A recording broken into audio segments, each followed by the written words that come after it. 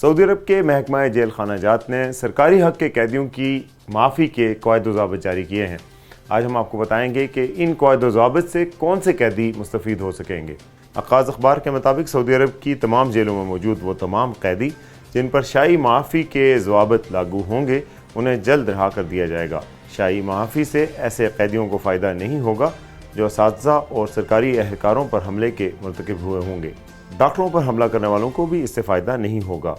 مالیاتی و محکمہ جاتی بدعنوانی کے جرائم، امانت میں خیانت، رشوت ستانی، سرکاری عہدے کے بے جا استعمال، کرنسی اور سرکاری دستاویزات میں جعلسازی، شہریت کے قانون کی خلاف ورزی، اسلحہ اور گولہ بارود، بوگس چیک اور دھماکہ خیز اشیاء بنانے، ذخیرہ کرنے اور فروخت کرنے کے جرائم کے قیدیوں کو بھی اس معافی کا فائدہ نہیں ہوگا۔ منشیات استعمال کرنے، معمولی مقدار میں منشیات ذخیرہ کرنے والے رہا کر دیے جائیں گے۔ علاوہ ازیں پہلی بار منشیات کی اسمگلنگ کے مقدمات کے سزا یافتگان بھی رہا کیے جائیں گے۔ نشہ آور اشیاء استعمال کرنے یا دھندے یا اسمگلنگ کے لیے ذخیرہ کرنے والے بھی معافی کے مستحق ہوں گے۔ والدین کی نافرمانی کے جرائم کے قیدیوں کو بھی رہائی ملے گی۔ غیر اخلاقی سرگرمیوں کے قیدیوں کی باقی ماندہ سزا معاف کر دی جائے گی۔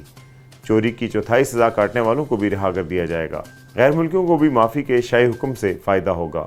علاوہ ازیں جان بوجھ کر قتل جیسے جرائم کہ وہ قیدی بھی رہا کر دیے جائیں گے جو قید کی نصف مدت گزار چکے ہوں اور نجی حق ادا کر چکے ہوں۔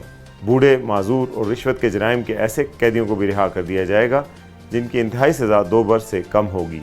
اسی طرح جعلسازی کے ان سزا یافتگان کو بھی رہائی مل جائے گی جو قید کے چوتھائی مدت گزار چکے ہوں۔